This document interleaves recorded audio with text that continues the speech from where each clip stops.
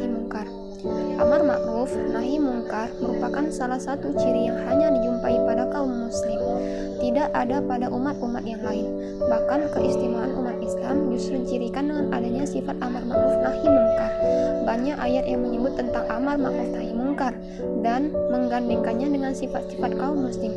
Lihat Quran surah Al-Imran ayat 110.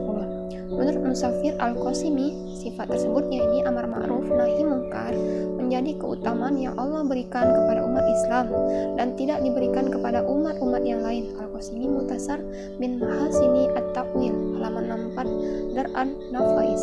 Yang disebut dengan amar ma'ruf menurut timbangan syariat Islam adalah itikad atau keyakinan, perbuatan ataupun amal, perkataan kaul atau isyarat yang telah diakui oleh Asy-Syari yang maha bijaksana dan diperintahkan sebagai bentuk kewajiban wujub maupun dorongan. Dr. Muhammad Abdul Qadir Abu Faris Amar Ma'ruf Nahi Mungkar halaman 11 Darul Furqan. Dengan demikian beriman kepada Allah SWT dan Rasulnya pada hari akhir, surga dan neraka, dan lain-lain dianggap serta terkait dengan itikad atau keyakinan atau keimanan. Pelaksanaan salat, saum, zakat, haji, sedekah, berjihad fisabilillah dan sejenisnya tercakup dalam perbuatan-perbuatan amal ma'ruf yang ma'ruf. Mengucapkan kata-kata yang hak, memerintahkan untuk menjalankan kewajiban agama dan melarang terjerumus dalam hal-hal yang diharamkan juga tergolong pada perkara yang ma'ruf. Jadi ma'ruf di sini berarti al-khair, kebaikan. Oleh karena itu, amar ma'ruf berarti perintah ataupun dorongan atau untuk menjalankan perkara-perkara yang ma'ruf atau kebaikan yang dituntut atau didorong oleh akidah dan syariat Islam.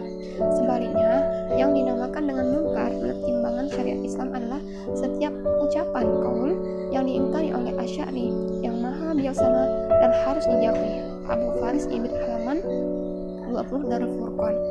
Apa yang dimaksud amar ma'ruf nahi mungkar? Dengan demikian syirik kepada Allah, percaya pada ramalan bintang dan dukun, menyandarkan nasib pada mantra-mantra dan paranormal dan sejenisnya adalah keyakinan yang mungkar.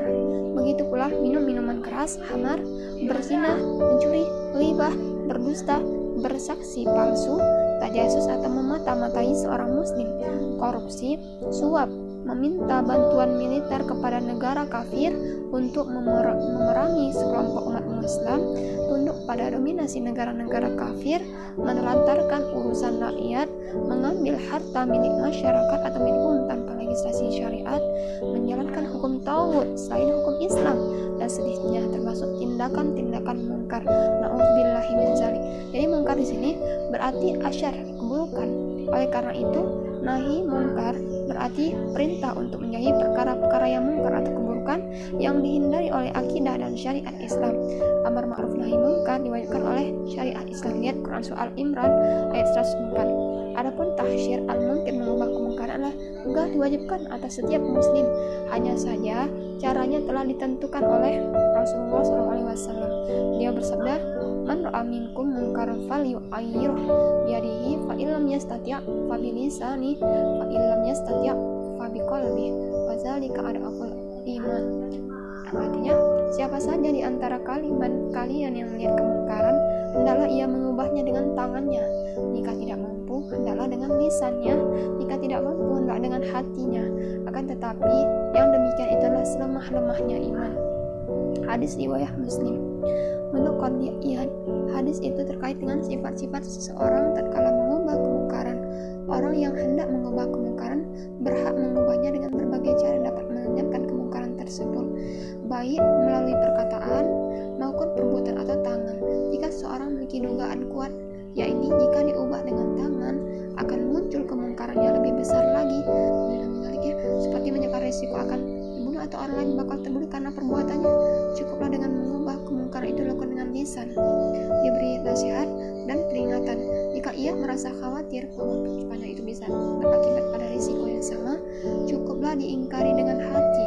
Itulah maksud hadis tersebut. An-Nawawi Syarah Sahih Muslim jilid 2 halaman 25. Berdasarkan hal ini, seseorang yang mampu mengubah kemungkaran, yang dimaksud dengan mengubah kemungkaran melalui hati adalah menasihati pelaku kemungkaran. Kemudian jika hal itu dilakukan atau tidak mampu dilakukan karena ada risiko kemungkaran yang lebih besar, memutuskan hubungannya dengan kemungkaran dan pelaku tindakan, tidak duduk bersama-sama pelaku yang tengah melakukan kezaliman atau tindakan yang mungkar, tidak minum-minum atau khamar bersama-sama, tidak makan-makan atau makanan yang haram secara bersama-sama dengan pelaku, tidak melayani atau memfasilitasi dan mendorong mereka untuk melakukan kemungkaran dan sebagainya. Dari paparan tersebut tampak bahwa pihak yang paling bertanggung jawab dalam melakukan amar ma'ruf nahi mungkar dan mampu mengubah kemungkaran dengan tangan kekuatan adalah pemerintah atau negara.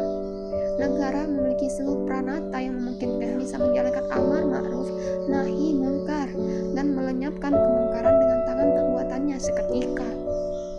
Fungsinya adanya negara ya. Masalahnya di tengah-tengah kaum muslim saat ini, pemerintah atau negara telah berubah menjadi dar al-khuluf. Syariat Islam diganti dengan sistem hukum tauhid. Sekularisme menjadikan dasar negara.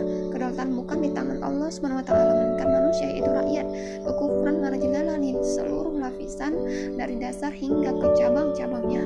Ideologi kufur seperti komunisme, kapitalisme, demokrasi dan semacamnya merajalela dan menjadi panutan kaum muslim. Bahkan dibelanya mati-matian, artinya negara telah menjadi pelaku atau pemelihara dari kemungkaran itu sendiri.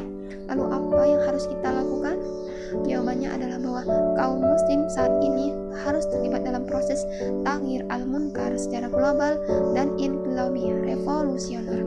Caranya adalah dengan mengembalikan lagi sistem hukum Islam eksistensi negara yang berdasarkan diri, menjaga, melaksanakan, dan mempropaganda akidah dan syariat Islam, yaitu melalui negara khilafah yang merujuk pada manhaj Nabi SAW. Allahumma sholli ala Sayyidina Muhammad wa ala ali Sayyidina Muhammad. Tentu saja semua itu harus melalui tahapan atau metode yang dilandasi oleh perjalanan Rasulullah SAW membangun negara Madinah, bukan berdasarkan metode lain. Jika di tengah-tengah kaum muslim tidak terbesit upaya untuk mengubahnya, bahkan dengan hati sekalipun membiarkan dan tidak peduli dengan kondisi umat muslim saat ini yang didominasi oleh kekufuran, berarti iman dalam dirinya telah sirna dan kemungkaran akan menyelimuti seluruh umat Islam, umat manusia. Pada akhirnya pintu azab Allah yang sangat pedih akan terbuka. Rasulullah SAW bersabda, "Wallazi nafsi biyadihi la ta'murunna bil ma'rufi wa la tanhauna 'anil munkar aw la yushikanna Allahu ayyab asa 'alaikum iqaban min husna tad'una fala yustajabu lakum." Yang artinya, demi jiwaku yang ada di genggamannya, kalian memerintahkan kemakrufan dan mencegah kemungkaran, atau Allah akan melimpahkan azab atas kalian. Kemudian kalian berdoa kepadanya, lalu doa kalian tidak akan dikabulkan. Hadis riwayat At-Tirmidzi.